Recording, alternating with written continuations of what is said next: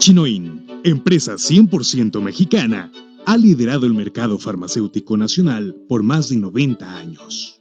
Este liderazgo se ha sustentado en un modelo de negocios distintivo que incluye presencia comercial en México y 9 países de Centro y Sudamérica. Con la inclusión de Colombia, tenemos la oportunidad de ampliar nuestras exportaciones a más países del Cono Sur.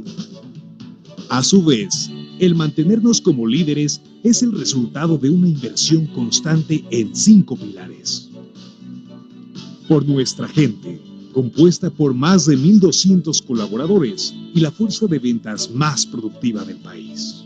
Dentro de nuestro portafolio de productos, contamos con 9 marcas líderes en el mercado mexicano, como Antifludes, que es el producto más recetado del mercado farmacéutico. Así también, en el mercado veterinario, contamos con una posición privilegiada por encima de empresas transnacionales a partir de la fabricación de una amplia línea de biológicos veterinarios y medicamentos para pequeñas y grandes especies. Por nuestra calidad, al contar con una alta y constante capacidad de producción e innovación en un complejo industrial de 170,000 metros cuadrados, en el que cada proceso de fabricación de los medicamentos que producimos es realizado y aprobado bajo estándares de calidad que superan los más altos requerimientos de la industria farmacéutica. Por nuestra tecnología, Chinoin es pionero mundial en el sistema cerrado de granulación continua con Sigma, que asegura que cada una de las cápsulas que fabricamos tenga la dosis uniforme para cada toma. Además, contamos con una planta de trigeneración de energía única en México, que asegura la sustentabilidad energética por los próximos 15 años. Esta búsqueda constante de innovación optimiza y asegura la calidad de las más de 90 millones de unidades que producimos anualmente. Por nuestra responsabilidad social. Gracias a constantes acciones y labores que nos comprometen con el medio ambiente, somos una empresa neutra mexicana que aporta al programa de compra de bonos de carbono. Nos enorgullece ser el único laboratorio farmacéutico que cuenta con la certificación de Industria Limpia Nivel 2 por nuestra planta de Aguascalientes y de empresa neutra en toda la industria. Son estas las bases sobre las que en México hemos construido a lo largo de más de 90 años, con experiencia, esfuerzo y dedicación, el liderazgo en la fabricación y comercialización de productos farmacéuticos con eficacia y calidad para la salud humana y animal a un precio justo. Chinoin, experiencia que da vida.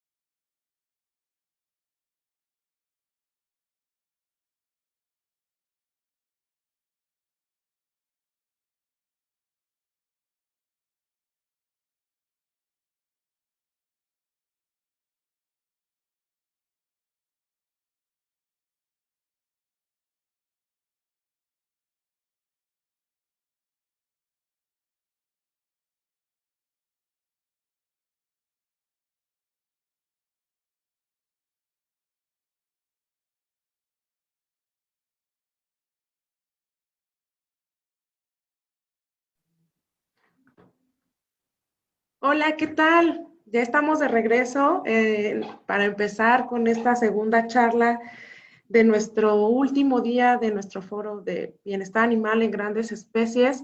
Pues ya tenemos por aquí a nuestro gran invitado de honor, el doctor Jorge Alfredo Cuellar Ordaz. Doctor, bienvenido. Muchas gracias por estar aquí con nosotros. Sí, muy buenas tardes, los saludo con afecto. Hoy me pasó la ley de Murphy y ya estaba listo a un minuto. Se reinicia la computadora y estoy nada más en espera de que se abra la presentación. En primer lugar, agradezco muchísimo a la doctora Jessica Torres del Laboratorio Chinoín, al doctor Julio César también su invitación y desde luego a todos los que tuvieron a bien hacer eco de esta convocatoria, de este importante foro que organiza los laboratorios Chinoin. Y en uno, inicio, nada más estoy esperando que se abra la presentación. Un segundito nada más, por favor. Claro, doctor, no te preocupes, tú con calma, pues voy a aprovechar para dar algunos anuncios acerca del foro. Les recuerdo, quédense al final de nuestro foro, al final de la charla del doctor Cuellar, porque vamos a tener muchas sorpresas. Recuerden que vamos a participar en la dinámica de la ruleta para poder obsequiarles diferentes premios que vamos a tener. Y bueno, pues tengo el gran privilegio y honor de presentar a Jorge Alfredo Cuellar Ordaz, quien obtuvo el título de médico veterinario zootecnista por la Facultad de Medicina Veterinaria y Zootecnia de la UNAM y el grado de maestro en ciencias con mención honorífica en la Facultad de Estudios Superiores en la FES Cuautitlán de la Universidad Nacional Autónoma de México. Dentro de la UNAM, se ha desempeñado como coordinador de la carrera de médico veterinario zootecnista en la FES Cuautitlán. Asimismo, fungió como jefe de la División de Ciencias Agropecuarias y fue consejero universitario. Ha participado como responsable en 4 proyectos PAPID y en un proyecto PAPIME.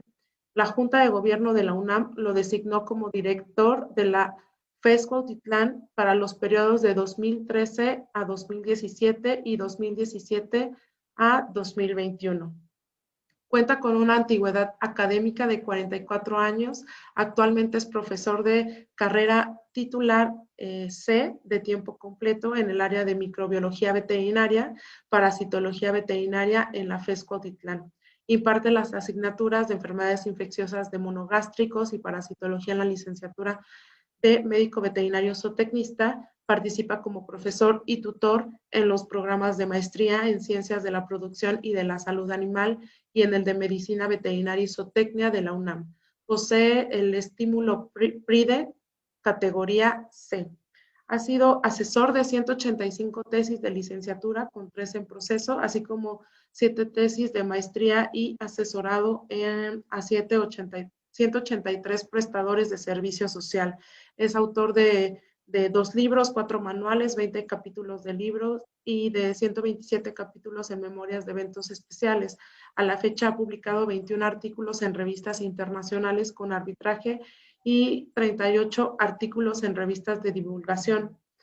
Dentro de las actividades profesionales fuera de la Universidad Nacional Autónoma de México se destacan su participación como miembro del Comité de Certificación del Consejo Nacional de Educación de la Medicina Veterinaria y Zootecnia de 1997 a 1999. Perteneció al Comité de las Enfermedades de los Ovinos y Caprinos del Consejo Técnico Consultivo Nacional de Sanidad Animal, CONASA. Fungió como vicepresidente del Colegio de Médicos Veterinarios Zootecnistas del Estado de México en 2001-2002, participó en el Consejo Directivo del Consejo Nacional de Educación Veterinaria, CONEVET, fue responsable del convenio de colaboración formalizado entre la Secretaría de Desarrollo Agropecuario del Estado de México y la FES Cuautitlán para el desarrollo del proyecto Evaluación del uso del sistema FAMACHA para controlar la resistencia a antihelmínticos en rebaños ovinos del Estado de México. Y wow, de verdad es una trayectoria impresionante la del doctor Jorge Alfredo Cuellar Ordaz, y para mí es un privilegio estar también aquí contigo, doctor, y por segunda ocasión, de verdad es muy bonito compartir estos foros con ustedes por todo el conocimiento que nos transmiten a todos nosotros. No, en primer lugar, agradezco como siempre la invitación. Desde luego que para mí es muy importante esta labor que hace el Laboratorio Chinoín a través de este foro de bienestar animal que hoy concluye, como bien dijo la doctora Jessie. Estuvo realmente lleno de conferencistas de primer nivel, temas interesantísimos. Y ahora a mí me toca platicar, bueno, ya inicio, doctora, ya. Claro que sí, adelante doctor, el foro es Sí, todo tuyo. sí, muchas gracias. Inicio con el tema que acordé con el doctor Julio y creo que es un tema muy importante, sobre todo para generar algunos criterios que nosotros debemos tener para el control de las parasitosis en los rumiantes. Voy a iniciar diciendo que las parasitosis de los rumiantes que pueden ser comunes para las tres especies, que de menos las especies domesticadas más frecuentes en el mundo, en nuestro país, el listado de enfermedades está ahí: coccidiosis, fasciolosis, metacestosis, mononucleosis, nematodiosis gastrointestinal, pulmonar, la estrosis y la ectoparasitosis. Sin embargo, aquí en esta imagen pongo del mismo color cuando es exactamente la misma causa, exactamente el mismo parásito y posiblemente, y ahorita lo vamos a comentar, los mismos problemas. Cuando tienen color diferente, por ejemplo, el caso de coccidiosis, ovinos y caprinos, es que cada uno de ellos, saben bien perfectamente ustedes, que la coccidiosis es producida por Eimeria. Pues hay especies de Eimeria propias de los bovinos, propias de los ovinos, propias de los caprinos, pero también hay la nematodosis pulmonar, hay nemátodos pulmonares de los bovinos, por ejemplo, Dictocaulos vivíparos, en ovinos es Dictocaulos filaria, y en los caprinos hay otros agentes más comunes que Dictocaulos, como pueden ser Moelerius capilaris y Protostrongylos. Estrosis sí afecta por igual a ovinos y caprinos, aunque la manifestación clínica es más importante, más fuerte en los ovinos que en los caprinos. Y los ectoparásitos, por ejemplo, piojos, garrapatas, etcétera, sí representan agentes etiológicos diferentes para cada una de estas especies animales. Bien, voy a empezar con un tema importante que bueno, tiene de distintas denominaciones, conceptos, etcétera. Los parasitólogos usamos luego denominaciones que a lo mejor se comparten, a lo mejor no, con gente que está más metida en el tema de la epidemiología. Pero lo que debo decir como epidemiología, en primer lugar, son aquellos factores que condicionan la presentación de una enfermedad en un lugar determinado. Es factores que determinan la presentación de una enfermedad. Pero también, en un sentido más breve, podemos decir cómo, cuándo y dónde ocurre una enfermedad. En otras palabras, habla de lo que en algún momento conocieron o usan el término de la tríada etiológica. Sabemos perfectamente bien que el tener, por ejemplo, fasciola hepática, el tremátodo el gusano no en automáticamente es fasciolasis. Tiene que haber otros factores para que realmente se ocasione la enfermedad. Aquí necesariamente debemos apelar a los enunciados de Koch de la enfermedad, donde decía que de un individuo enfermo se aísla un microorganismo, se reproduce y se inocula a otro individuo y se reproduce la enfermedad. Pues sí, pero no tanto, fíjense. Necesariamente tiene que haber otros elementos que llevan a la consecuencia clínica o no clínica de una enfermedad. La epidemiología, como digo, yo pongo ahí, es base del control. Yo ahorita, evidentemente no lo voy a hacer porque estamos en este panel por videoconferencia, aunque luego voy a tener acceso a sus comentarios. Yo les preguntaría, bueno, ¿cómo controlarían? Olvídense de las que vamos a ver, olvídense eso, la linfadenitis gaseosa. Bueno, la linfadenitis gaseosa pues tiene factores que tienen que ver con la bacteria, factores ambientales y factores del hospedador para explicar la enfermedad. No nada más es Corynebacterium ovis el que causa el problema. Es toda una serie de cuestiones. Pues aquí igual lo que decimos y se ha denominado entre el gremio de los epidemiólogos, veterinarios y de humanos, que hay la tríada etiológica, en otras palabras, y voy a iniciar así, a veces cambio el orden, pero aquí es importante este orden para un poquito dar a entender de lo que vamos a hablar en cuanto a cada parasitosis. Por ejemplo, factores del parásito, es importante conocerlos, conocer su ciclo de vida, conocer cómo es, conocer qué se alimenta, dónde está, etcétera. Ambientales, que a veces el factor ambiental lo restringimos nada más al clima. No, nada, no es el clima. Para facilitar el entendimiento de los ambientales, es todo lo que no es ni del parásito ni del hospedador. Sí, está el clima, desde luego, la altitud, pero sobre todo el tipo de sistema de producción que exista. Tiene que ver con el tipo de alimento que consume, con una serie de cosas. Los factores del parásito, factores ambientales y factores del hospedador. Factores del parásito, pues es su comportamiento biológico que vaya que luego suele ser un dolor de cabeza para los estudiantes de veterinaria, los egresados de veterinaria, los veterinarios actuales o actuantes ya. La fase infectante, porque siempre existe una de las fases del parásito, que es la que debe ingerirse, debe transmitirse para adquirir la enfermedad. ¿Y cómo se transmite? Eso es muy importante.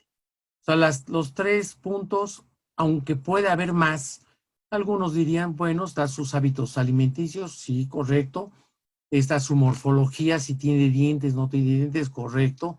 Puede tener ventosas, no ventosas, y también contribuyen a lo que es en realidad la enfermedad.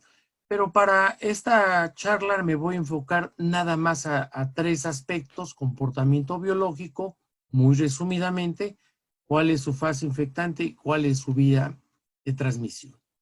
Y voy a usar como ejemplo solamente 3 enfermedades. Espérenme tantitos viendo si no hay alguna pregunta por el momento. Parece que no. Me están saludando y los saludo con mucho afecto. Ya luego reviso todos los saludos, desde luego.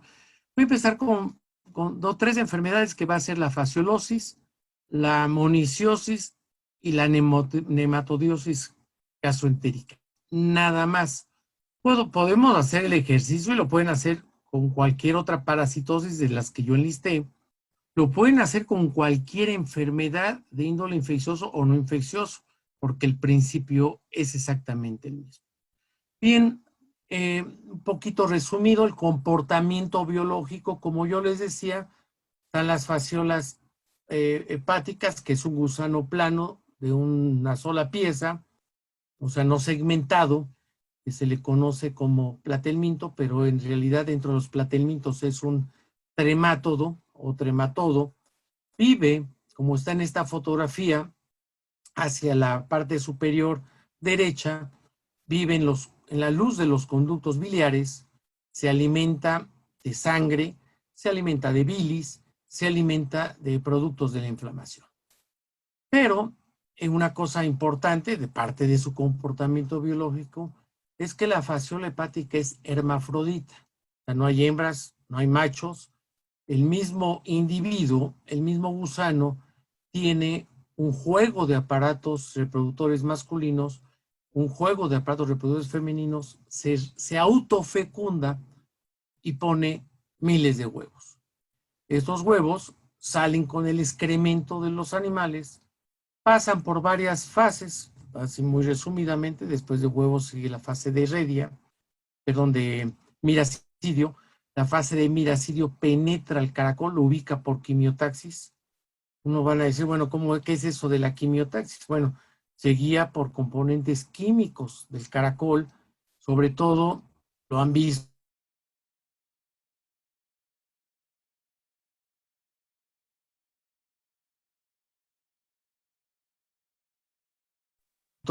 vemos que hay un líquido babosa, la baba, pues es lo que detecta precisamente el miracidio para poder penetrar.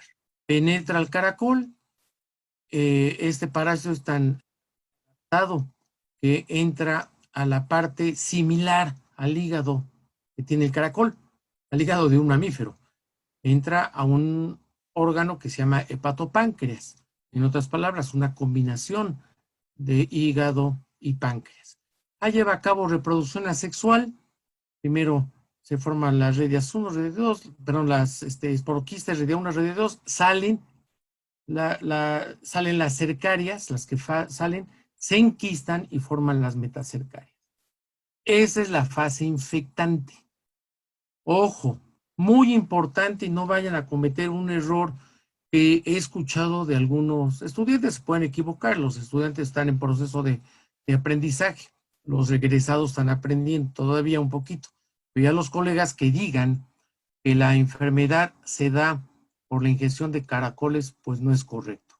Sale la cercaria, se enquista y se forma la metacercaria, es la fase infectante, y esta metacercaria está enquistada en el agua o en el pasto, y de esta manera el animal adquiere nuevamente el problema. Por lo tanto, se vuelve importante conocer esto. Es común que en los exámenes profesionales, que obviamente el alumno está muy estresado, está muy tenso, está con el conocimiento aparentemente en la punta de la lengua para expresarlo a los sinodales, pero no es cierto porque no sabe ni cómo se llama. La primera pregunta que yo le hago a mis alumnos, oye, ¿cómo te llamas? Espérame tantito, sí me lo sabía, déjeme ver si lo aprendí. No, pues no se sabe ni cómo se llaman, pero a veces ocurre que les preguntamos, oye, ¿cómo controlas el problema fulano? Por ejemplo, facial en este caso. Pues lo que hago es interrumpir el ciclo biológico. A ver, dime el ciclo biológico, y obviamente, pues es donde a veces tenemos muchos tropiezos. Entonces, el adulto está en conductos biliares, hay fases larvarias en el caracol, salen las cercarias del caracol, se enquistan, se llaman metacercarias, la metacercaria a fuerza es la fase infectante y se adquiere por vía oral. Es muy sencillo y muy resumido el ciclo biológico. Hay particularidades antes de llegar al hígado, y lo vamos a ver poquito después, y obviamente lo que pasa en el hepatopáncreas del caracol. Bien, el caracol, esa es una característica del parásito. El caracol y el parásito son altamente dependientes de humedad. Eso es muy importante.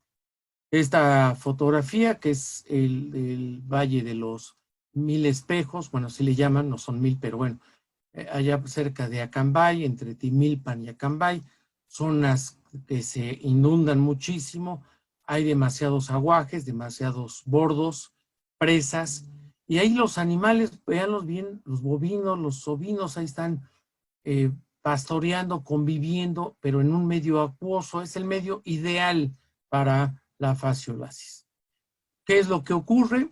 Pues obviamente los animales defecan aquí, los caracoles se alimentan de esa materia orgánica que es el excremento, el lodo que se forma en las orillas de esto. Hay un ecosistema buenísimo para el caracol y se llevan a cabo todas estas fases que les decía, y los animales, al consumir pasto o agua contaminada con metacercarias, adquieren la enfermedad. Claro, unos me van a decir, oye, pero en los sistemas áridos, semiáridos, ¿hay problema? Pues claro que no, porque lo que está faltando ahí precisamente es la humedad. Aunque no hay que ser tan absolutistas, al ratito voy a comentarles. La infección se da exclusivamente por la ingestión de metacercarias. Eso lo pongo así hasta en grande para evitar el error que se comete de creer que se adquiere la enfermedad por la ingestión de caracoles. Pero una buena noticia, La buena noticia es que la metacercaria se destruye con el procesamiento de los forrajes, por desecación, por ensilaje, vinificación, eso que le llaman zaraza, la dejan solear en el ambiente. Eso destruye las metacercarias. Es un mecanismo interesante de control. Solo que eso cuando está el forraje cortado y lo podemos procesar. Y cuando ya lo tiene que cosechar el animal directamente del piso, eso es muy complicado, muy difícil. Lo vamos a ver más tarde. Como les dije, pasan por muchas fases en el ovino y en el caracol. No me interesa todo esto. Sí es interesante y qué bueno, etcétera. Pero lo que nada más quiero hacer, llamar su atención, es que hay una fase que se llama fase juvenil de fasciola, que está en el parénquima hepático. Y aquí la duración de migración de la fase juvenil para llegar al conducto biliar es muy prolongada, de 13 a 15 semanas. Por lo tanto, el daño que ocasiona la fasciola juvenil es bastante grande y bastante grave. En otras palabras, estamos hablando de una hepatitis parasitaria bastante severa. Pero peor todavía, ya no son juveniles, ya llegaron al conducto biliar, se transformaron en adultos, pues pueden vivir entre 1 y 5 años. Pues muchas veces la vida productiva de un ovino, de un caprino, y un bovino puede durar un poquito más, pero fíjense, tiene una duración muy grande. Me regreso al anterior. Primero hay un proceso agudo, grave, por la migración, puede ser hasta mortal, pero después hay un proceso crónico que puede durar muchísimo tiempo y afectar muy severamente la salud del animal. Bien, en esta misma lógica de la cestodosis intestinal, monesiosis, pues estos gusanos planos, Monecia expansa, Monecia veneni, son gusanos largos, aplanados, segmentados, eso sí. Algunos le llaman tenias, no son propiamente las tenias, si hay un género que se llama tenias, prácticamente nada más se presenta en carnívoros y en humanos, pero hay similitud morfológica y por eso le llegan a llamar tenia a En realidad es cestodosis, monesiosis, Monecia expansa, Monecia veneni. Bueno, ¿dónde están? El parásito es muy inteligente. Debo decirles que este parásito no tiene aparato digestivo. Es plano porque debe tener una gran superficie de difusión. Pues ¿dónde puede un parásito de estos vivir al carecer de aparato digestivo y difundir nutrientes ya digeridos del hospedador? Pues en el intestino delgado. Es donde vive. Intestino delgado puede llegar a medir, bueno, solemos ser muy exagerados los que nos dedicamos a la parasitología, puede medir 6 metros, pero no, es exagerado. Los ejemplares comunes son de 2,5 metros, por ejemplo, pero puede haber varios en un solo animal. Eso sí, pueden ser no tan grandes, pero sí muchos y causar este problema. Bueno, al estar presentes ahí se van desprendiendo los segmentos que se llaman también proglótidos, segmentos o proglótidos, porque esta segmentación que tiene, los últimos se llaman proglótidos grávidos, los en medio maduros, los primeros inmaduros. Bien, se desprenden, salen con el excremento, ya aquí en el piso, en el excremento, se desintegran y liberan miles de huevos. Estos huevos, dado que el excremento y el huevo de Monecia es materia orgánica, pues son consumidos por los ácaros del piso. Son ácaros que están como habitantes normales de la tierra, de hecho así se llaman, ácaros terrestres. Para algunos que ya llevaron parasitología y están, o la están llevando o recuerdan, estos son ácaros de la familia Oribatidae. Bueno, Entonces, fíjense, se eliminan los proglótidos, se desintegran, se diseminan los huevos, son ingeridos por el ácaro. Y en el ácaro se forma una fase larvaria que se llama cisticercoide. Seguramente han oído del cisticerco del cerdo. Pues es similar, el cisticerco también es una fase larvaria, pero claro, en el caso del cerdo, el hospedador es un mamífero, en este caso es un invertebrado, es un ácaro, y ahí se forman esas estructuras redondeadas que son los cisticercoides.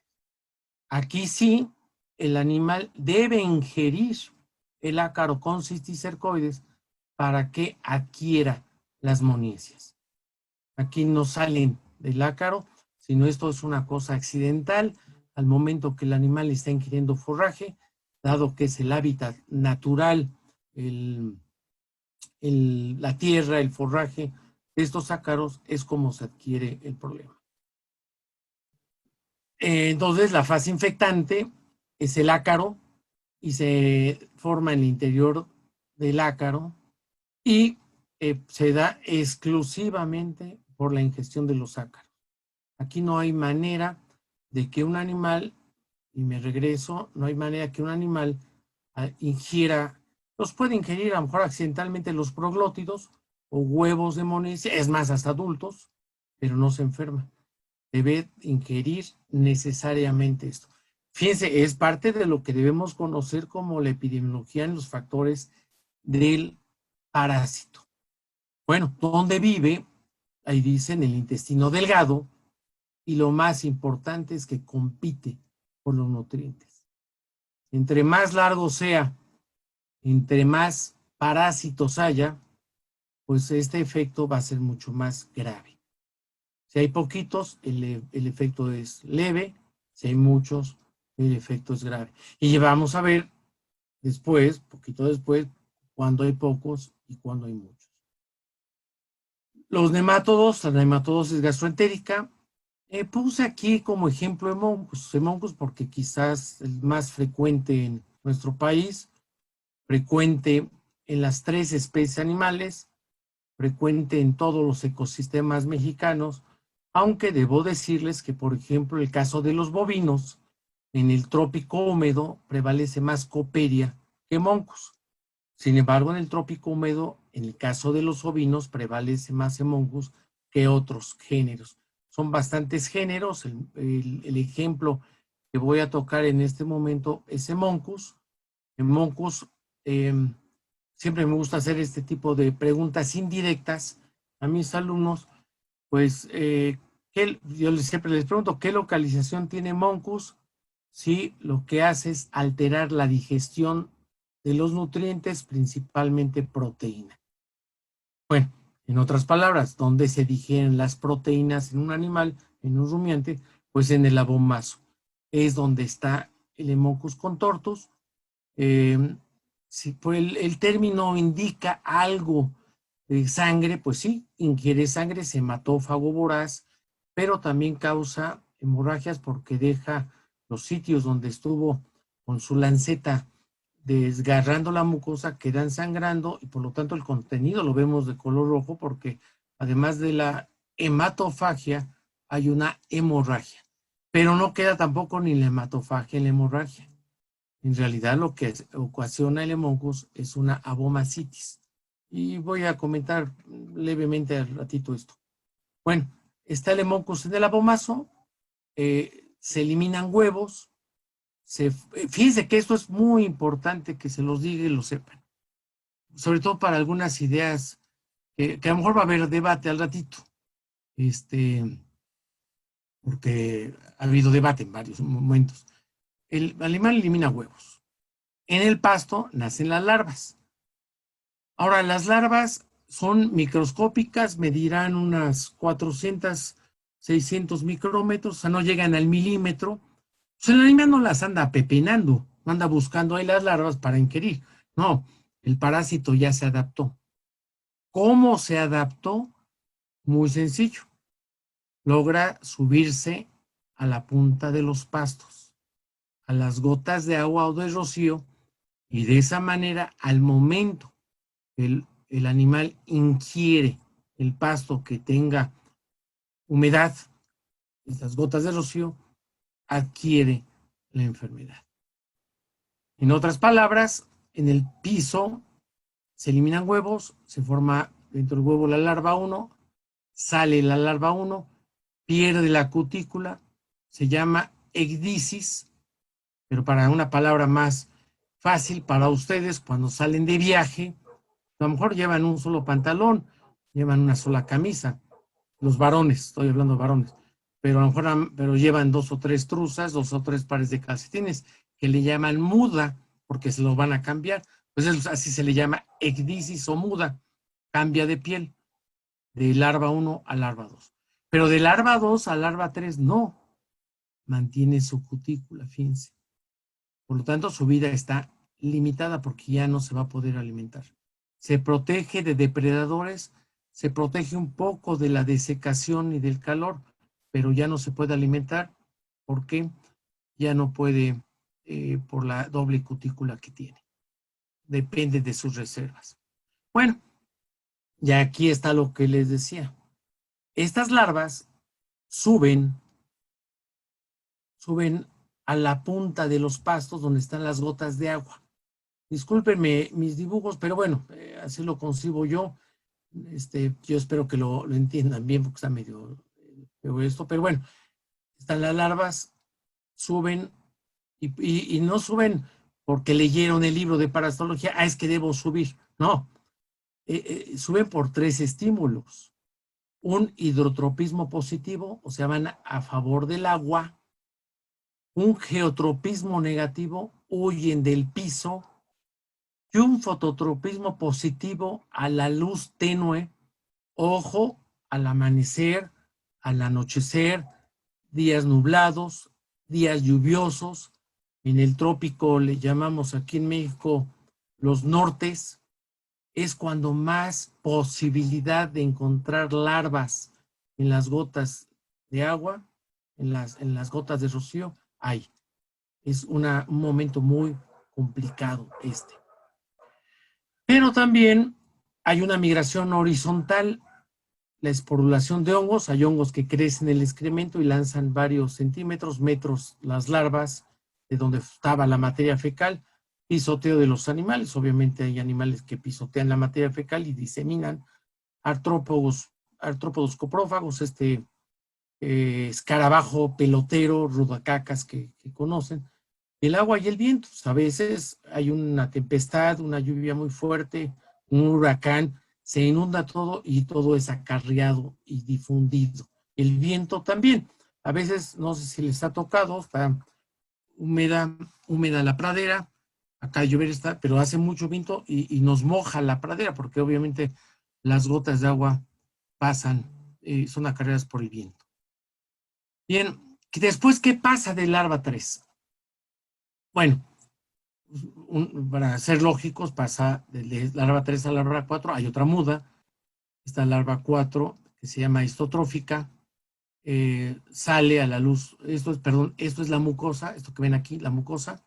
Entonces, larva 3 se introduce a la mucosa, muda a larva 4, esta larva 4 se llama histotrófica, sale, muda a larva 5, la larva 5 se le conoce también como adultos inmaduros. Ya son casi del tamaño normal, ya son prácticamente, pero todavía no se pueden reproducir porque sus aparatos reproductivos todavía no están madurados. Se forman las hembras, se forman los machos, copulan y la hembra pone huevos. Es lo que se dice aquí, el A, desarrollo normal. Hay otro, fíjense, muy interesante.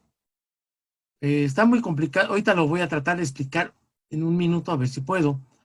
El otro es cuando hay hipobiosis, que la hipobiosis también le llaman desarrollo inhibido, larva restada. ¿Qué es lo que pasa? La larva 3 entra a la mucosa, muda a larva 4 y se queda enquistada la larva 4 ahí. Es la larva 4 hipobiótica, ahí se queda. ¿Y por qué se queda ahí? ¿Y por qué ocurre esto? Fíjense, lo normal, ahí les va. ¿Cuál es la razón? Cuando este desarrollo de huevo a larva 3 hubo buenas condiciones de humedad y de temperatura se van a desarrollo normal. Pero si de huevo a larva 3 hubo desecación, radiación solar, mucho frío, etcétera, se quedan enquistadas. ¿Cuándo se desenquistan? Es un gran misterio. Va a haber un mecanismo que voy a citar al ratito, pero ahí los dejo, porque voy a citar las larvas que están en hipobiosis, que son las larvas 4 que se quedan ahí y se quedan esperando, fíjense qué interesante esto, hasta que las condiciones externas son favorables. ¿Quién le da la señal? ¿Quién? ¿A poco ven el pronóstico del tiempo así como tenemos nosotros? Pues no, hay algo que le da la señal. Hay una señal muy interesante que voy a mencionar un poquito adelante. Bueno, ya dijimos los factores del parásito de 3 enfermedades. Ahora vamos a ver los factores ambientales de esas 3 enfermedades. El clima, pues obviamente tiene que ver con la temperatura, con la temperatura ambiental, la precipitación pluvial, tiene que ver también con la altitud, pero también el sistema de producción. Aquí lo voy a ver en un sentido muy simple, porque puede haber un número de variables de esto, pero lo vamos a tratar de explicar de la siguiente manera. En primer lugar, el caracol, las metacercarias, los ácaros y las larvas son dependientes de la humedad. Todos son dependientes de la humedad y curiosamente, y por eso lo quise agrupar de esta manera y con estas enfermedades, todas se dan por el pastoreo. Fíjense, estamos viendo que hay un factor climático, que es la humedad, con sus 2 variantes, así en forma general, en el clima templado, con una época de lluvias, y en el clima del subtrópico húmedo, con lluvias permanentes. Claro, queda la duda del seco, pues el seco se comporta muy parecido al templado. Hay una temporada de lluvias donde hay las condiciones de humedad. Ya después se seca, igual que en el altiplano, se seca en el templado, en época ya de otoño, invierno, parte de primavera. Todo el verano hay esas características. Eso es muy importante saberlo porque nos va a dar, son los criterios que yo les decía de control. Debo decirles que sí, el caracol, pues obviamente vive en un ambiente húmedo, vive en el lodo, se alimenta de materia orgánica. Las metacercarias, que es la fase infectante de fasciola, muy susceptible a la desecación, requiere humedad.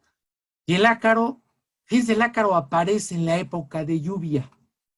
No sé si sepan esos viejos relatos antiquísimos, que cuando llovía, llovían ranas y sapos. Ah, caray. ¿Qué es lo que veía la gente? Que al haber humedad, empezaban a surgir aparentemente de la nada ranas y sapos. Pues no llueven.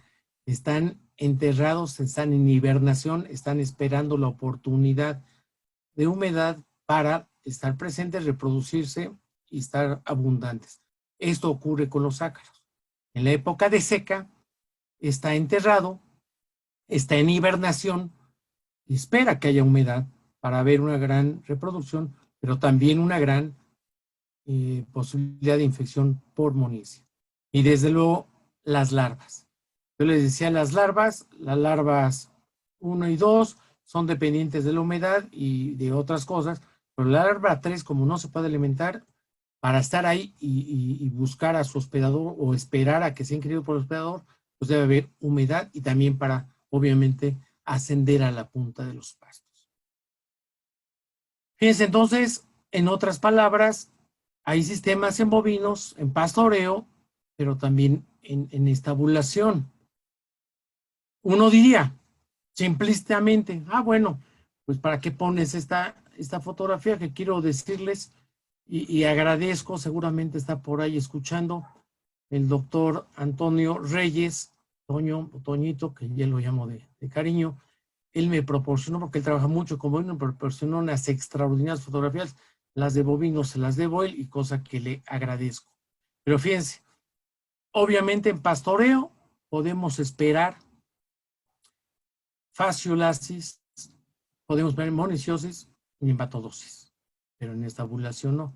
En términos generales, ojo, términos generales, igual en los caprinos. No es lo mismo tener caprinos en pastoreo que tenerlos en agostadero seco, o en un clima árido, o en un clima templado con praderas de regular calidad. Y en bovinos igual, pero en ovinos igual, tenerlos en pastoreo o en sistemas confinados altamente tecnificados. Es obviamente los tres problemas están enfocados principalmente al pastoreo.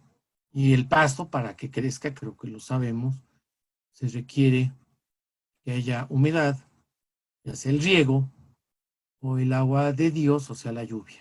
Esa es extraordinaria, es mucho mejor que el riego en las praderas de riego natural.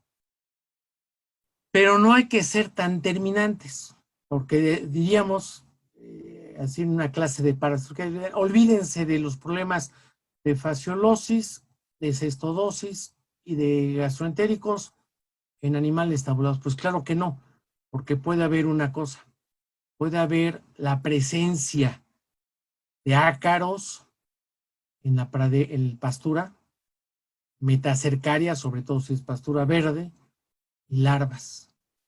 No se descarta, pero es una posibilidad real, una posibilidad que me ha tocado ver en mi vida, y por eso yo no soy tan terminante ya, porque digo, no, está estabulados, han vivido, olvídese de esto. No, oiga, pero fíjese que el otro día eliminó el borrego o el becerro unos como arrocitos. Espérame tantito, ¿de dónde vino? Pues vino de esto.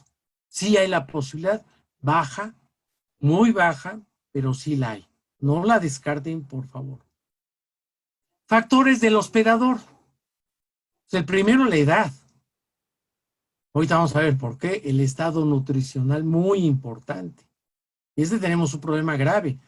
Fíjense, en nuestro país los animales viven en estado de desnutrición. Están desnutridos Fíjense cómo viene una línea muy complicada para nosotros aquí en México, los que hemos trabajado con todo tipo de productores pecuarios. El borrego está desnutrido, el productor está desnutrido y el veterinario también está desnutrido. Todos estamos es una línea recta, pero tenemos que romperla en algún momento, que todo el mundo gane, desde el animal, el productor y nosotros, porque si no también padecemos nosotros estas consecuencias, genotipo y estado fisiológico. Bueno, evidentemente los animales jóvenes, los pequeños, son mucho más susceptibles para algunos problemas, pero no es regla general, ahorita lo vamos a ver.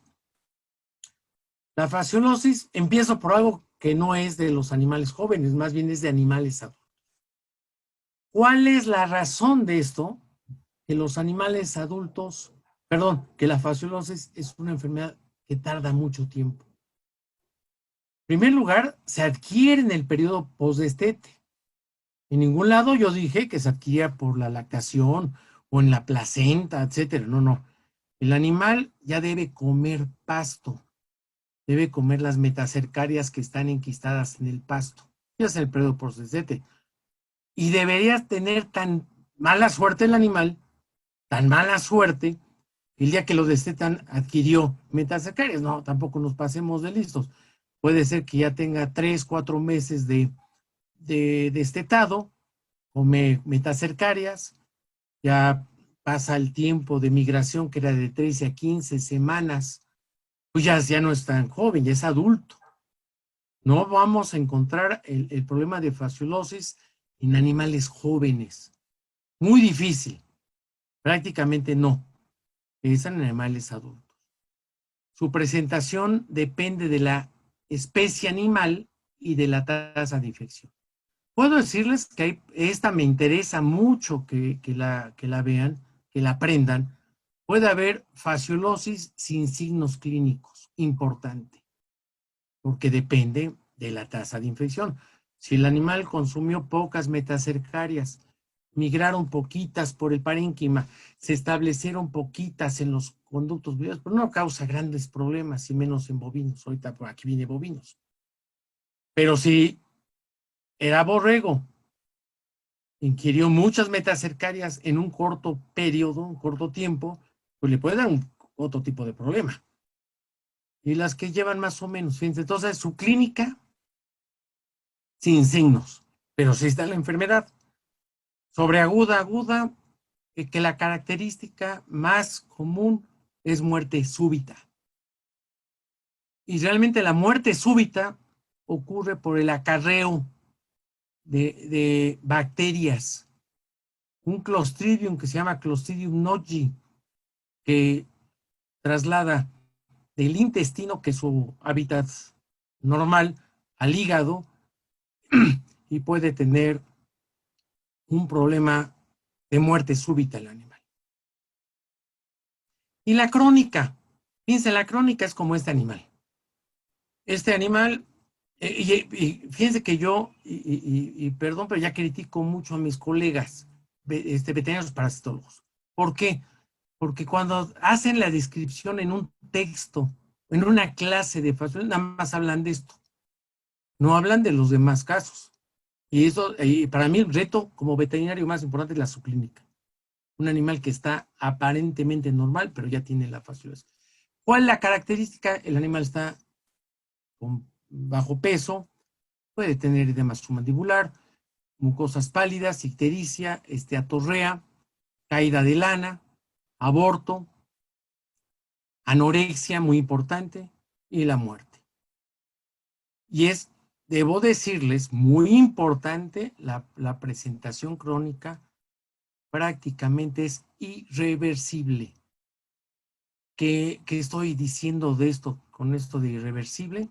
El animal, por más tratamientos que le demos, con mejores medicamentos que usemos, con vitaminas, promotor del crecimiento, etcétera, no se va a aliviar porque ya el hígado está en el estado de cirrosis. Iba a decir, como muchos, no, nosotros fíjense que no tenemos cirrosis, y vaya que somos veterinarios, la mayoría, y no tenemos cirrosis porque es un mito. No vayan a usar totalmente mis palabras como verdad absoluta, pero es un mito genial, porque ya todos tuviéramos cirrosis, con todo respeto, y no tenemos cirrosis, y creo que varios, vaya que se aplican. No, debe haber un factor siempre predisponente para la cirrosis, aquí la fasciolosis. Para los humanos, una hepatitis no diagnosticada o crónica, etcétera. Pero, y bueno, y además entrarle al alcohol cuando tenemos esos problemas, pero por sí misma no. Bueno, los ovinos tiene 3 crucecitas porque es donde la enfermedad es más importante. Por 2 razones primordiales. La primera, su hábito alimenticio. Se alimenta de pasto tierno.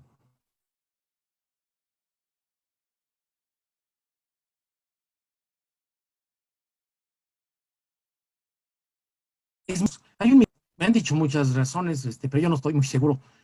No sé si han visto las carreteras, el día que salgan a la carretera, el día que salgan del encierro que tenemos, salga una carretera y siempre a la orillita de la carretera hay pasto verde. Algunos dicen, es que el auto echa humedad y que no se puede, yo no sé, pero siempre están ahí. Eso se van los borregos sobre eso.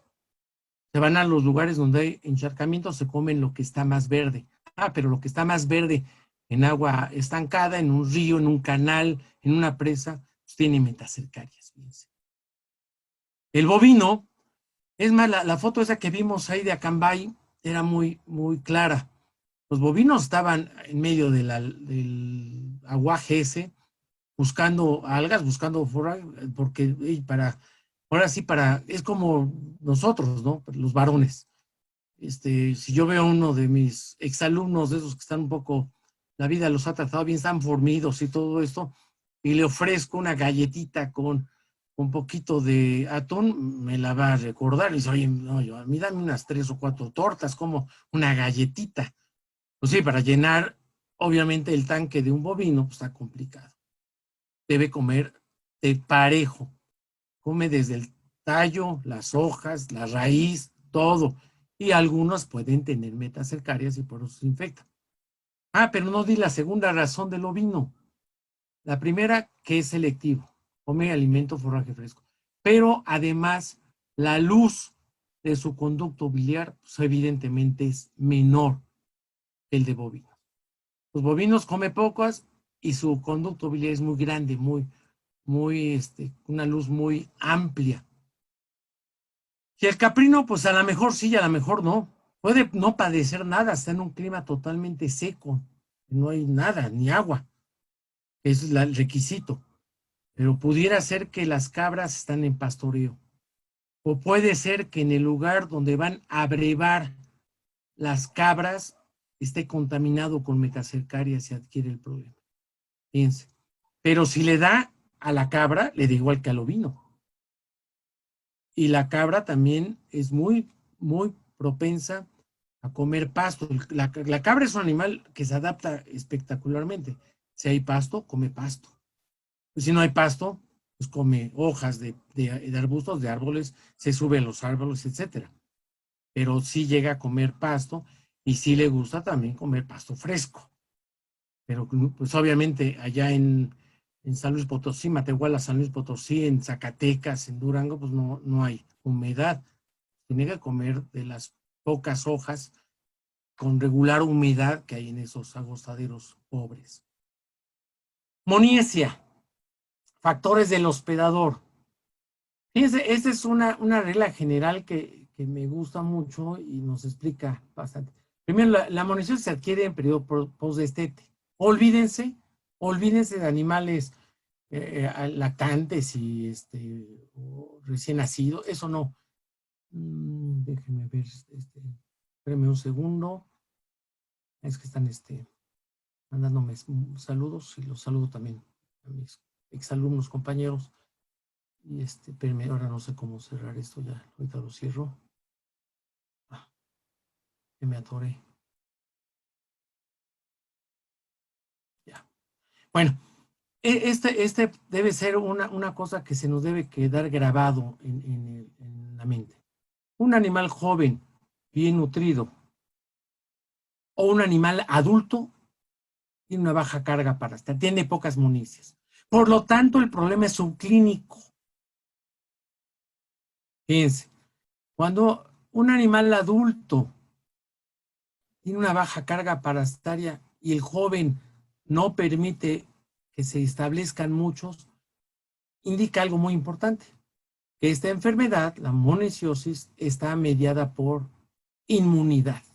Hay inmunidad. ¿Quién da la inmunidad? Pues la edad.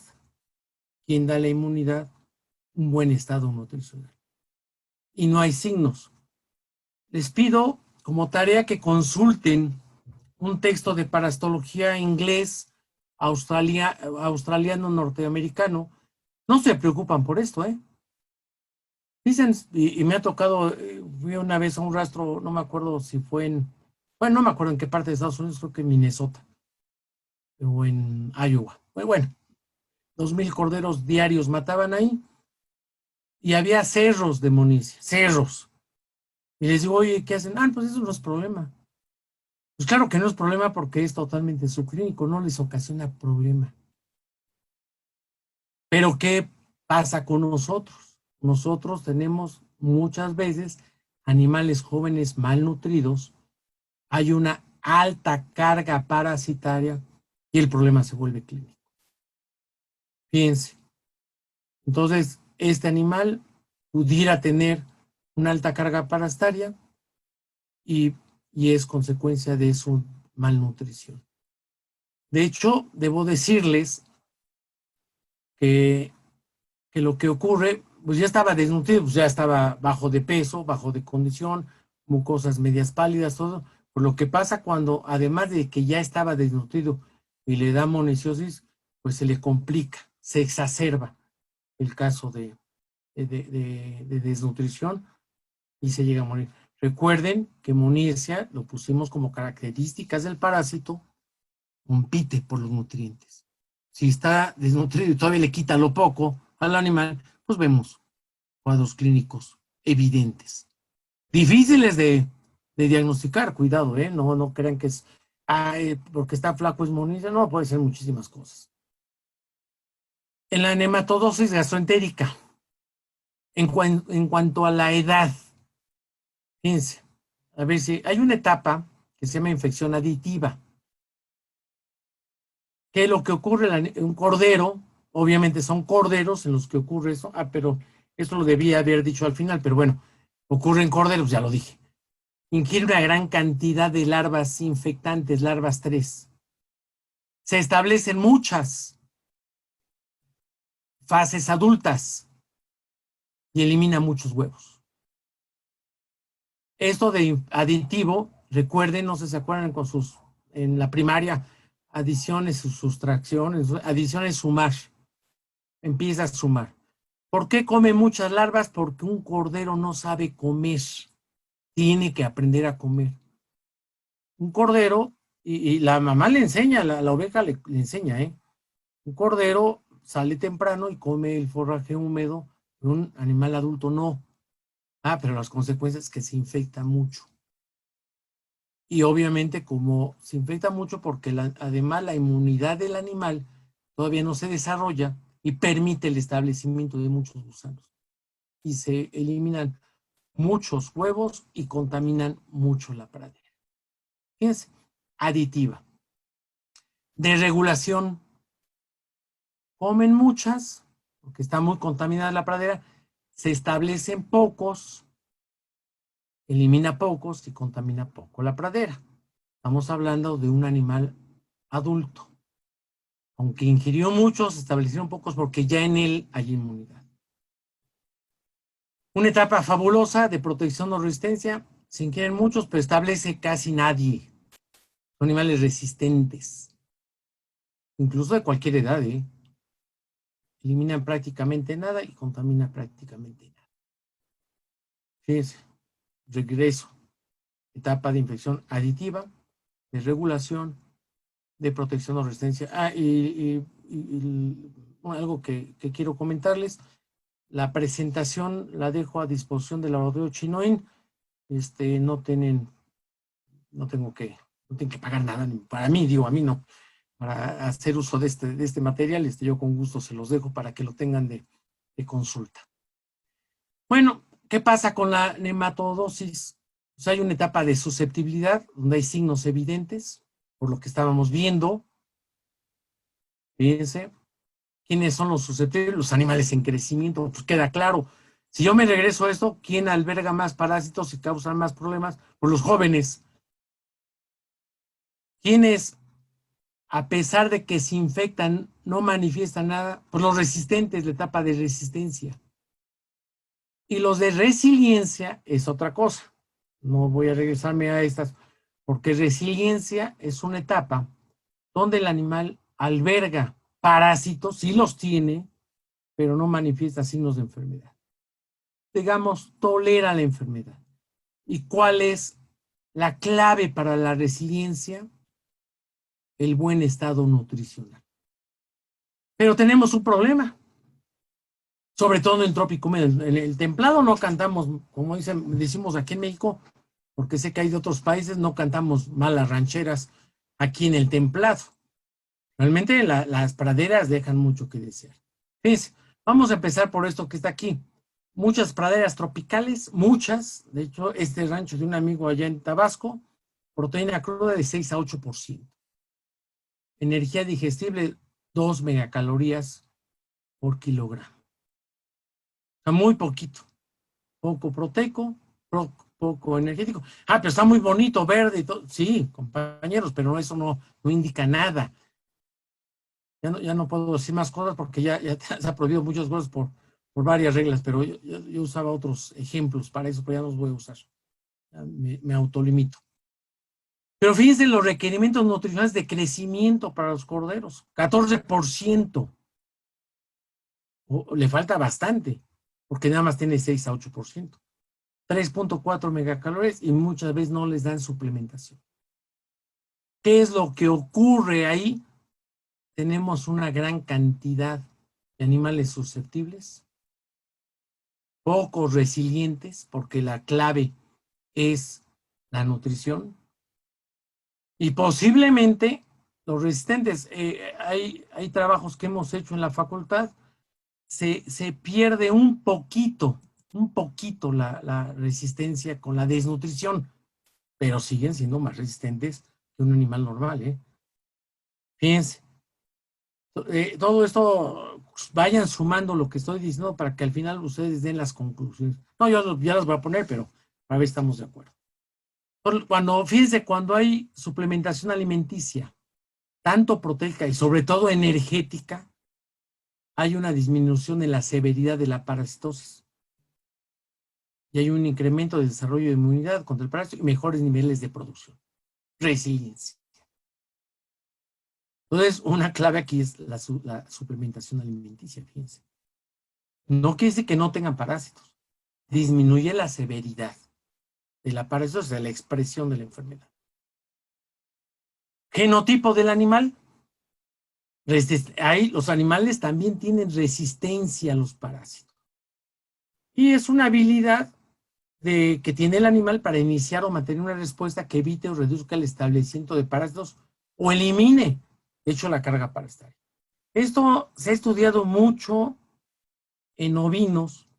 Yo invito a la audiencia que tenga o su especie de interés, los caprinos o los bovinos, vean este asunto, porque tenemos posiblemente genotipos resistentes que debemos aprovechar. Fíjense, si yo hago no sé, de 150 animales, no sé cuánto de toda esta curva, pero 200 animales, hago copros, la técnica de McMaster que da huevos por gramo de ese es el resultado. Voy a encontrar que hay una pequeña proporción de animales que tienen una baja eliminación de huevos. La mayoría, una eliminación moderada, y pocos, muchas eliminación de huevos. O no quiero usar el término carga parasitaria, porque la carga parasitaria es otra cosa. Pero vamos a suponer que es la eliminación de huevos consecuencia de la carga parasitaria. Entonces, en otras palabras, hay pocos que tienen poquitos parásitos, la mayoría que tiene moderada y poquitos que tienen muchos.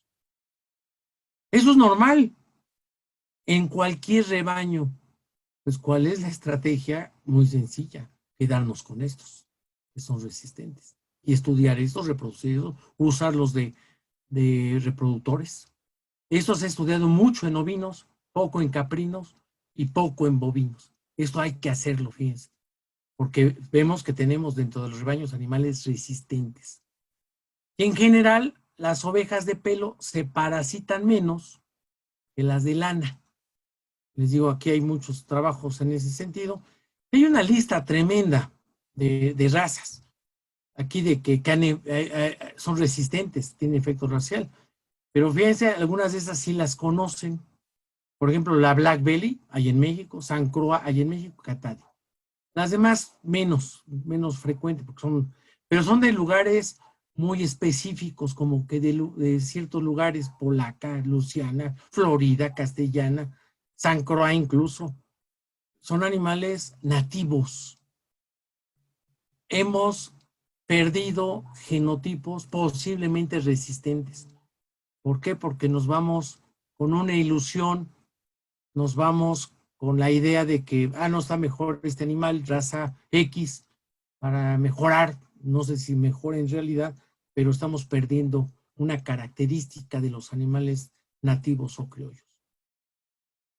Pero el otro día, un amigo genetista me pidieron que seleccionara animales de varias razas, y dije, fue a seleccionar Suffolk para traer aquí a México.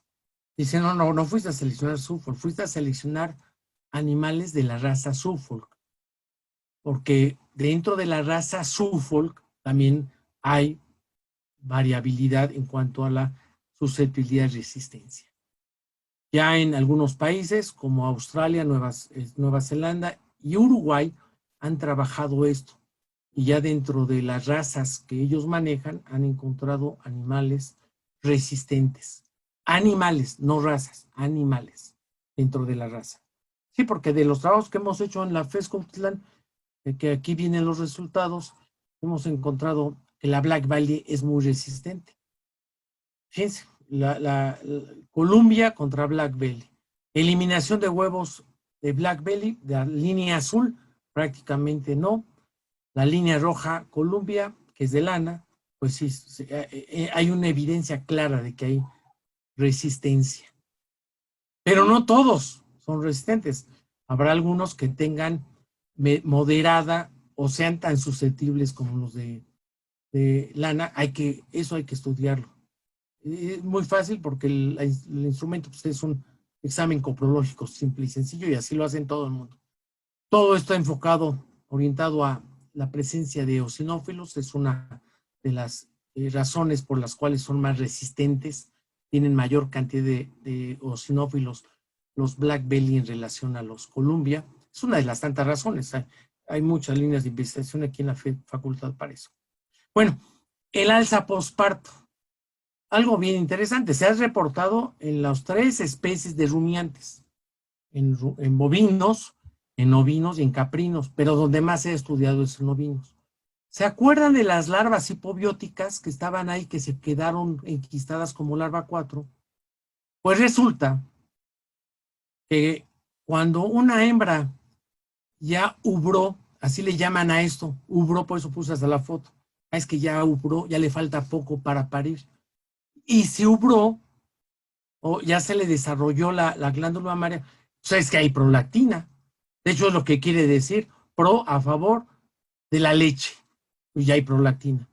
Esta prolactina tiene un efecto inmunosupresor y hace que las larvas enquistadas se desenquisten, se activen nuevamente, formen otra vez, formen la larva 5, los adultos, copulen, la hembra ponga huevos. Pero fíjense qué interesante este mecanismo. Está reportadísimo, ahorita vamos a ver unas gráficas. ¿Cuál es la lógica de esto, del parásito? La lógica es que si la borrega, la cabra o la vaca está lactando y se desactiva esto y se eliminan huevos, la víctima a atacar es a la cría. Fíjense qué interesante, es un fenómeno de adaptación parasitaria interesantísima. Fíjense, aquí está la primera evidencia del doctor Scutia, que encontró esto, que se incrementaba, pues un trabajo descriptivo. Después ya lo hicimos nosotros aquí para borregas del altiplano con el doctor Fernando Alba, y muy claro, esto desde el 90, vimos, incluso creo que desde antes, porque él es de su tesis de licenciatura de 1984, algo así, la época promedio de partos, hay un incremento tremendo de esto. Insisto, las ovejas, vacas, cabras, recién paridas eliminan una mayor cantidad de huevos. Eso nos lleva a una estrategia de control, por eso lo estoy mencionando. Esto aquí lo trabajamos con unos tesistas, Bello y Hernández en Río Frío, hace ya muchos años también. También lo demostramos, no tan notorio, pero también se nota ese incremento. Digamos, hay un incremento en las no paridas, pero en las paridas hay picos muy grandes y obviamente diferentes a los otros. Y este es un poquito más reciente, esto lo hicimos con Juan José, ya se me fue su nombre, ahorita capaz que me está oyendo, se va a enchilar, Almazán, Juan José Almazán. Bueno, lo hicimos, no lo publicamos, es bien interesante porque él hizo otra cosa, pero vimos que las ovejas paridas eliminaron una gran cantidad, pero además hicimos, o él hizo más que hicimos, biometrías y se caían los eosinófilos. Entonces lo que puede estar ocurriendo también ahí en esas ovejas, vacas, cabras, alrededor del parto, es que hay una caída de eosinófilos, permita el establecimiento de una gran cantidad de parásitos. Fíjense qué interesante este fenómeno y debemos tenerlo muy en cuenta y conocerlo. Bueno, ¿para qué las estrategias de control eficaz?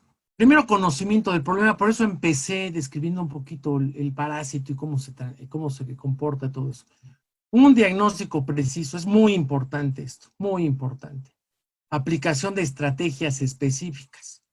Y estrategias específicas no quiere decir tratamiento específico, estrategias específicas, por ejemplo, estabular los animales, por ejemplo, enificar el forraje, ensilar el forraje, tratamiento específico, aquí sí me refiero a los tratamientos farmacéuticos o los tratamientos, los productos farmacéuticos, porque no todos son iguales, hay espectros, etcétera. Pero muy importante, tanto una como otra, las medidas tomadas terapéuticas y de manejo lo puse así entre, ¿cómo se llama? Concursivas, porque hay muchos que no les gusta la palabra manejo y no encontraba una palabra más acertada. Pero lo que pasa es que manejo sí lo sabe todo el mundo. Hay que evaluar porque a lo mejor lo que hicimos no está funcionando. No somos muy proclives a evaluar lo que recomendamos. Y una recomendación que les hago, perdón la cacofonía y la repetición de la palabra recomendación, pero es que siempre dejen un reporte de una visita a una unidad de producción. Y dejen las recomendaciones por escrito. Y lo primero que hagan la siguiente visita, verifiquen si esas recomendaciones se tomaron en cuenta. Las hicieron. Porque si no, nos echa la culpa a nosotros como técnicos, porque a veces no evaluamos las medidas. Usamos un medicamento, pero no vi su eficacia terapéutica. Hice un manejo de la suplementación, un cambio de manejo alimenticio y no evalué si realmente ganaron o no ganaron peso, etcétera. Eso es muy recomendable. Entonces, el diagnóstico clínico muy eficaz. No, esta cabra no grita que está parasitado, que tiene un problema. No se requiere hacer más diagnóstico. El diagnóstico lo tenemos que hacer en los que aparentemente están sanos. Fíjense. Ese es nuestro reto técnico, ya sea veterinario, técnico agropecuario, ingeniero agrónomo, ingeniero en producción animal o licenciado en producción animal. Debemos siempre detectar los problemas antes que se presenten. Este mensaje debemos dárselo al productor. Oiga, voy a hacer muestreos aquí y quizá un tratamiento aquí, o que quiere que empiecen a bajar de peso y se empiezan a morir para que tomemos una medida. Pues claro que no. Es el momento. Necropsias. Siempre hay que hacer necropsias. Fíjense, para el tema de parásitos son muy, muy evidentes. Hemoncus, Dictiocaulus o Estrus ovis. Sí hay que hacer las necropsias, hay que tener no mucho conocimiento, hay que hacerlo, practicarlo. Y nos acostumbramos en necropsia y conocemos diferenciamos lo normal de lo normal, y los parásitos tienen la gran característica de que se detectan fácilmente.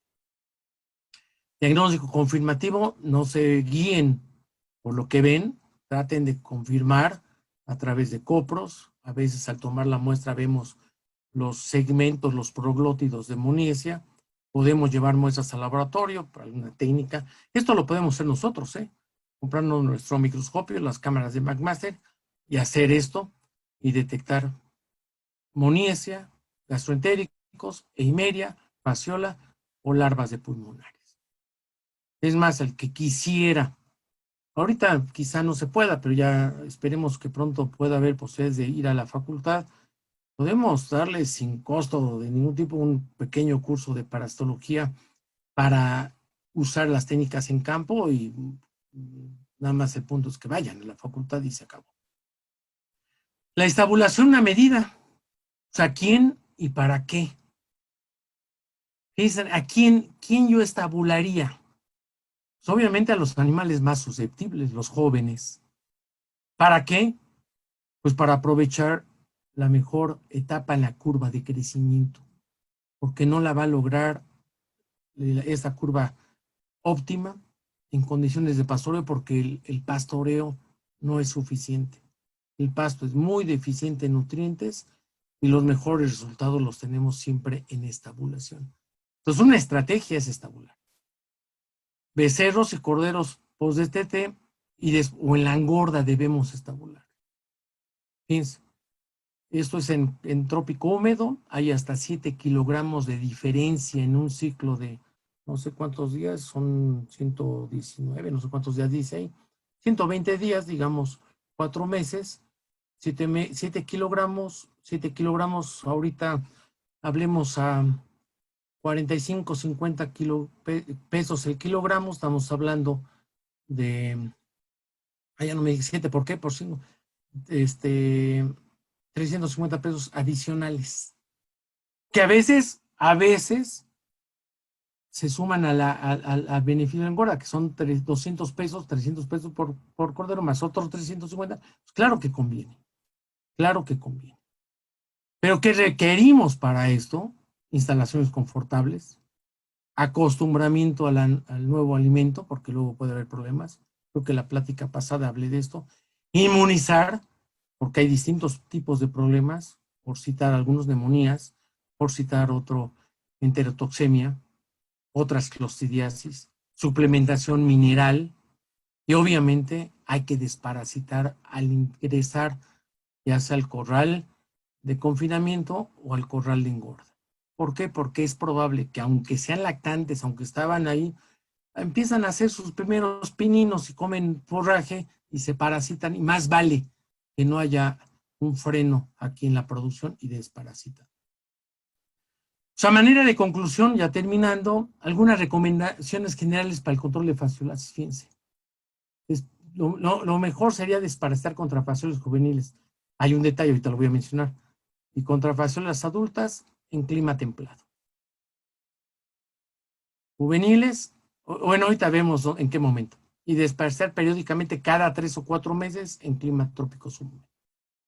Obviamente hay que quitar las fasciolas adultas. Aquí sí yo recomendaría quitarlas antes de la época de lluvia. Fíjense, ya para que cuando llueva y ya no haya eliminación de huevos y no haya fases que contaminen a los caracoles y se repite el ciclo. Es una estrategia importantísima. La otra, la fasciola juvenil. Ahí tenemos un problema grave. No sabemos porque no hay técnicas diagnósticas para detectar la fasciola juvenil. La técnica de sedimentación sirve para detectar fasciola adulta. Juvenil todavía no tenemos una herramienta práctica, rutinaria que podamos usar. Podemos adivinar. Si, por ejemplo, este año aquí cerca de Cuautitlán empezó a llover ya fuertemente en julio, ahorita agosto, y el mes que viene, la semana que entra, septiembre, ya va a haber seguramente fasciolas juveniles. Ahí se requiere el tratamiento. Ahora, si son listos, que solo son pues, en la convocatoria para este evento, decía, ¿qué uso? El closantil. Tiene efectos sobre juveniles y adultos. Fíjense, qué interesante. Para amoniesia. Fíjense, qué recomendación de despertar animales jóvenes, especialmente a los desnutridos. Desparasitar en temporada de lluvias porque ahí abundan los ácaros. Y estabulación postdestete. Y al estabular, estamos hablando de desparasitar. Fíjense, muy importante esto. Gastroentéricos, hay más medidas, pero aquí nada más agregué algunos. Desparasitar las crías en el periodo postdestete, en la temporada de lluvias. Por ejemplo, ahora, en varias partes del país, urge aplicar desparasitantes. A las hembras en el periodo alrededor del parto. Posiblemente ahí van a haber preguntas. Oye, ¿qué uso para esto? Bueno, hay varios medicamentos, ahorita si lo quieren lo comentamos, pero podemos hacerlo cuando está ubrada la hembra, cuando lo vimos ahí, o cuando está recién parida. Hay muchos medicamentos que no tienen ningún problema por usarse. Hay que identificar, ahí me faltó una R, está mal, es identificar a los animales susceptibles, resilientes y resistentes. Hay una técnica que seguramente ya una gran mayoría de los que están escuchando la saben, el FAMACHA. FAMACHA sirve para esto, nada más. Y empleo de razas resistentes a la nematodosis. Primero, identificar si tenemos. Lo podemos hacer con un copro en cabras, en vacas y en borregos. Pues yo con esto concluyo. En primer lugar, agradezco a Chenoin por la invitación. Y desde luego a todas y a todos ustedes por su atención. Ahí está mi correo y voy a ver las preguntas, que creo que son bastantes, para ver cuáles podemos responder. De la zona norte de Vera. Ay, ya me lo movió. Bueno, es que son muchas, no sé qué hacer. A ver, donde el pan nuestro de cada día es la faciola y otros para estos propios. O sea, por eso le agradó el trabajo. Y a tus órdenes, Sofía, a tus órdenes, todo lo que requieras para este control ahí de faciola en la zona norte de Veracruz. Ramiro, son unas bolitas. Estas bolitas, dice se encuentran las bolitas de color blanco con consistencia dura y localizadas en los intestinos. Son larvas enquistadas de un parásito que se llama Esophagostomus, que se llama también gusano nodular. Son nódulos que forman ahí. No tiene mayor implicación. Debo decirles que con una buena barbacoa y todo eso, con un poco de tequila se quita. No lo hagan, porque sí denota decomiso cuando pasa un rastro de tipo inspección federal. Dice, ¿qué más información tiene? Extracto de orégano. Alguna vez hicimos un trabajo, dice que miré un artículo de Munguía, Xochitl en Ciudad Obregón. Otro lo hemos evaluado con gente de Tlaxcala con buenos resultados. Y ahorita tenemos una línea muy importante de este tipo de alternativas, fíjense. Es que no sé cuáles sean las primeras, por las horas me doy cuenta, espérame tantito allá. ¿Qué desparasitante sería más indicado para hembras gestantes o recién paridas? Fíjense que realmente cualquiera de los medicamentos, excepto los benzimidazoles, al inicio de la gestación. Ya al final de gestación, un benzimidazol, albendazol, fenbendazol se puede usar sin ningún problema, pero al inicio no, porque sí tiene alteraciones teratogénicas o causa eso y no se recomienda. Recomienda hembras gestantes, es muy parecido. Déjenme ver, cuando se certifican, se observa, ya son de las bolitas. Ese de las bolitas blancas, lo que tienen que hacer es no esperar a que aparezcan, porque esas ya no se pueden tratar. De hecho, si las inciden esas bolitas, se encuentran material gaseoso. Gaseoso se llama así porque parece queso de color verde, es pus, y obviamente no se puede tratar. Se debe desparasitar, hacer los copros cuando aparezcan huevos de esos, como yo dije, de gastroentéricos, apliquen desparasitante, porque el huevo de Esophagostomus, que les comentaba, es el que produce esto. Daniel, muchas gracias por tus comentarios, te agradezco tus comentarios. Muchas gracias. Ana, a ver, los temas de pastoreo rotacional, no desparasitarse menstrualmente como estamos acostumbrados. Fíjense que esta es una buena pregunta. De hecho, este sistema rotacional, Boycin, me lo han comentado mucho, lo he leído. Y ahí sí, efectivamente, se pudiera retrasar los periodos de desparasitación, pero yo, Anabeth, yo lo que recomendaría es hacer un monitoreo en la eliminación de huevos en el excremento.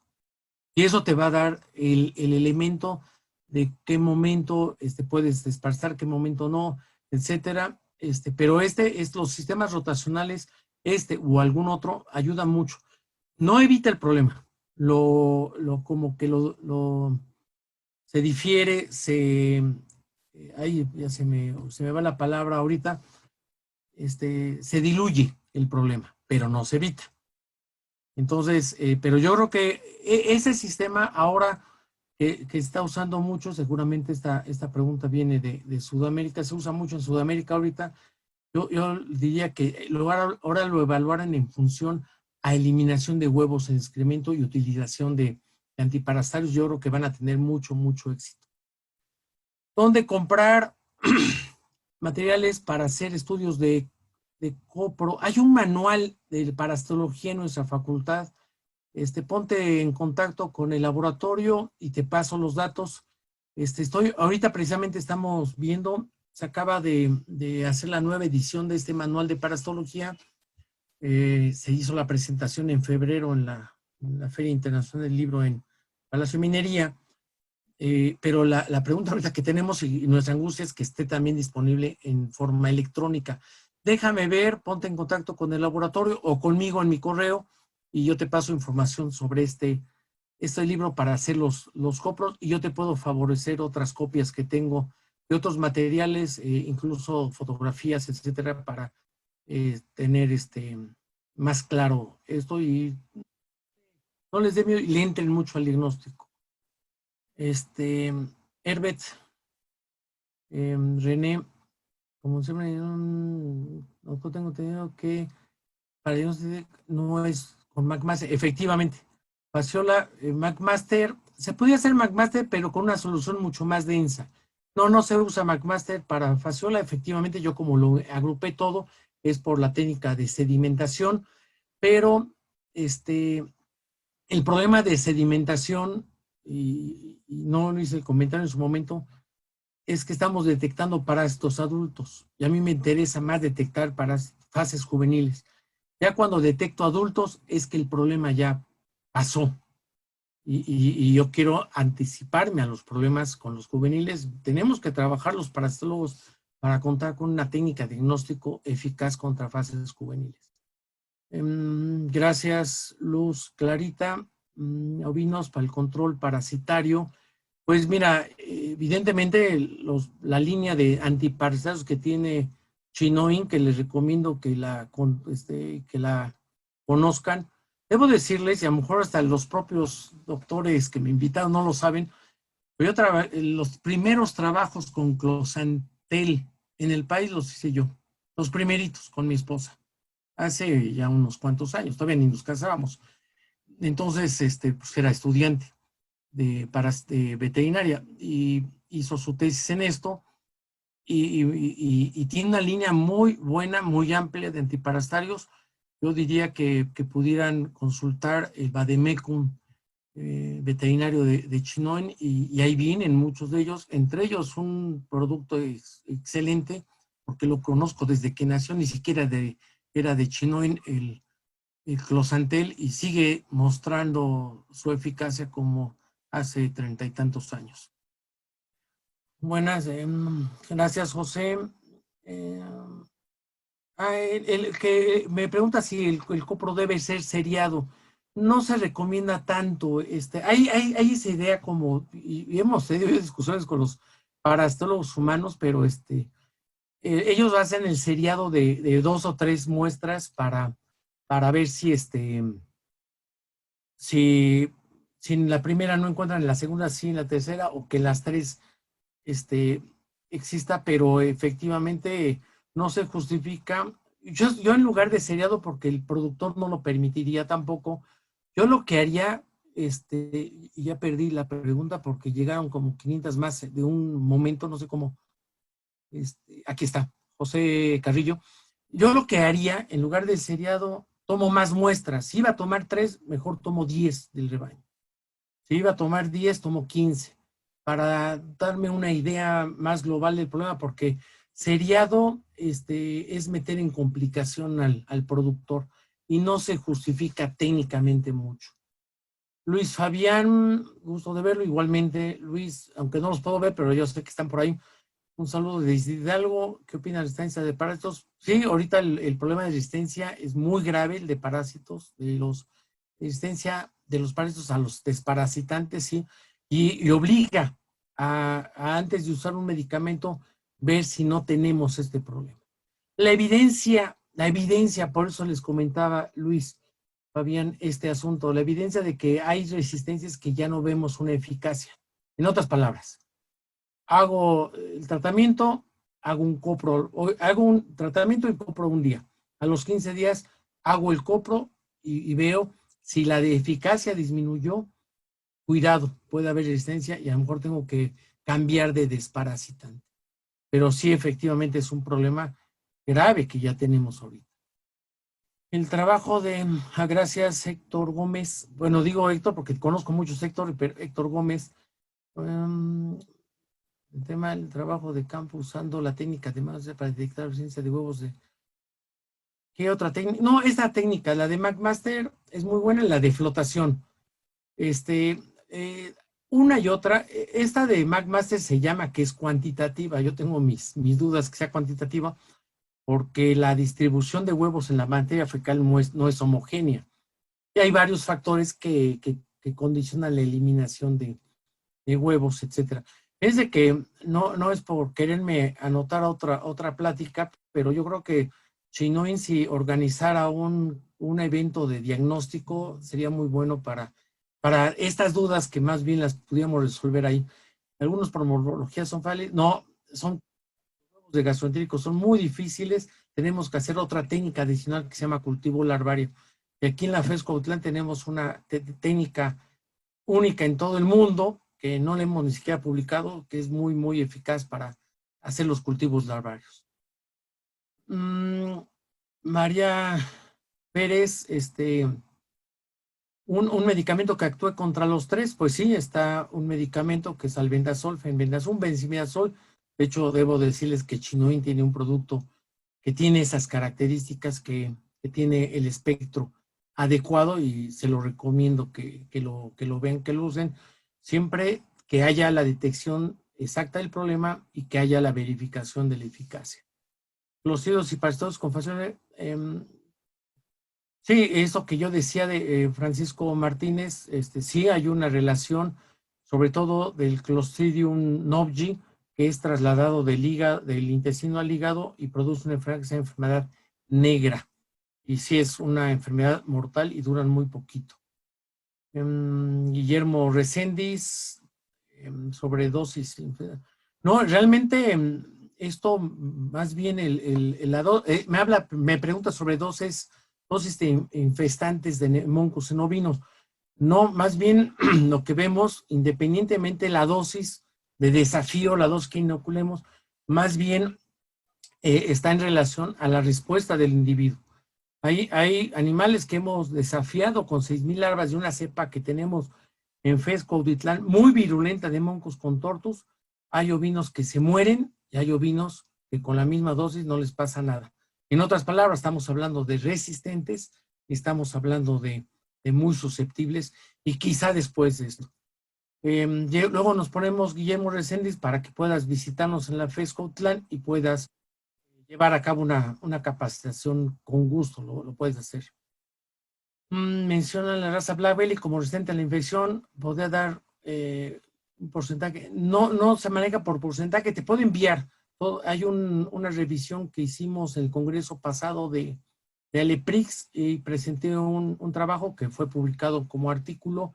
Te paso la referencia, mándame un correo, Héctor Martínez, te mando el artículo. Ahí vienen los elementos, pero es una cosa impresionante su resistencia. Y seguramente debemos tener más razas en bovinos, en caprinos y más de ovinos, pero no las hemos detectado. Rodolfo, un gran placer escuchar. Déjenme ver porque algo está pasando, creo que ya debo medio concluir. Escuchar y ver conocimientos. Pregunto, ¿podría platicar algo del uso y abuso de dispersantes? Pues sí, el uso y abuso más bien se ha visto por la falta de diagnóstico y la falta de verificación del resultado. Y a veces que la decisión la toma el productor, no la toma el veterinario. Por eso debemos estar muy capacitados para esto. Creo que ya debo concluir, me da la impresión, me iban a lanzar una... Yo les diría una cosa, incluso recomendación desde libros, yo tengo unos manuales que con gusto regalo y no hay mayor problema, uno de parasitología de cabras, pero se aplica a lo demás. Sí, hay muchísimos y muchos saludos y cosas que agradezco, pero ya por obviedad del tiempo no puedo. Ricardo Favila también, los saludo en Jilotepec. Si quieres, Ricardo, luego platicamos, fue mi alumno. Y yo quiero, bueno, ya no puedo seguir contestando, son muchísimos, cosa que agradezco, realmente agradezco, particularmente los saludos, las felicitaciones, todo lo agradezco. Y debo decir que dos personas que están trabajando conmigo me pidieron que los mandara a saludar, los voy a mandar a saludar rápidamente. Es Brian, Sofía y esta, ay, ya se me fue su nombre, Magali. Los saludo, ellos están trabajando ahorita conmigo, son de la, Brian y Magali son de la Universidad Autónoma del Estado de Hidalgo. Sofía próximamente, espero, suerte, con su examen a la UNAM va a ser Puma de la FES Cuautitlán. Jessica, dejaría yo aquí mi plática, doctor Filemón también los dejaría para que comentaran algo, porque creo que viene algo importante para la gente que son una rifa que van a hacer también como una cereza en el pastel de este muy, muy importante evento. Adelante, doctora. Lo dejo un momento. Muchas gracias. Pues sí, efectivamente tenemos muchas preguntas ahí en el icono, pero pues por tiempo no podemos pues abarcarlas todas. Sería un honor que nos pudieras ayudar a contestarlas, pero bueno, ya también es tarde. Muchas gracias, primero que nada, doctor, por haber aceptado nuestra invitación y por formar parte de nuestro primer foro de bienestar animal en grandes especies. De verdad ha sido todo un gusto formar parte de esta experiencia virtual, de estas 2 semanas, tanto en pequeñas especies como en grandes especies, y poder compartir este momento también contigo, con una eminencia en la medicina veterinaria. Doctor, no sé si quieras dar algunas palabras antes de que pase a la siguiente dinámica. No, yo nada más con el agradecimiento muy grande para ustedes, para esta iniciativa. Creo que es muy importante, es notorio por la cantidad de gente que se suma a estos eventos, la sed que existe de actualizarse, de prepararse, de hacer mejor un trabajo profesional. Y varios, no quiero yo ser el único, hubo muchos ponentes de excelente calidad que yo vi en los programas y estamos en la mejor disposición siempre, como personas, como entidades, como instituciones, en apoyar, y desde luego que vamos a estar presentes siempre en este tipo de eventos, siempre que nos estén considerando. Yo les agradezco, me despido de la audiencia porque es muy grande y muchos amigos, muchos exalumnos, colegas, y ahorita con el compromiso de conocer después las preguntas, y los que puedan hacerme directamente a mi correo. Debo decirles que desde la plática pasada varias decenas me mandaron correos, a varios les pude contestar, todavía quedan como algunos 20 para contestar, y les mandé materiales, cosas que me pidieron, y yo con gusto, o asesorías, todo tipo de cosas, con gusto los voy a apoyar. Desde luego, y agradezco, Jessica, nuevamente, Filemón también, que está ahí, yo lo sé que anda por ahí, y el doctor Julio César también, que nos hizo favor de contactar, que también fue mi alumno, y desde luego un enlace importante. Y un laboratorio que busquen ahí los anales del laboratorio en los archivos. Alguna vez trabajé con Chinoin como asesor. Muchos años trabajé con el ingeniero Axater, incluso con las borregas del ingeniero Axater. Mira, qué bonito. Muchas gracias a todos, y estoy aquí, quedo de testigo de que, como testigo de la Secretaría de Gobernación, de que todo se haga bien. Perfecto. Adelante.